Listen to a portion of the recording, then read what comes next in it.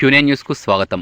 ప్రతి సంవత్సరం ఆషాఢమాసం సందర్భంగా ఆర్మూర్లోని ప్రసిద్ధిగాంచిన నవనాథ సిద్ధేశ్వర ఆలయంలో అన్నపూర్ణ సహిత నవనాథుని గాజులతో అలంకరణ చేసి పూజా కార్యక్రమాలు నిర్వహించడమైనది. అన్నపూర్ణ మాత కుంకుమార్చన కార్యక్రమం మరియు మధ్యాహ్నం మహాదేవుని పల్లకి సేవ అనంతరం పూజలో ఉపయోగించినటువంటి ఈ గాజులను కుంకుమను భక్తులకు ఇవ్వడం జరుగుతుందని పురోహితులు తెలపడమైనది.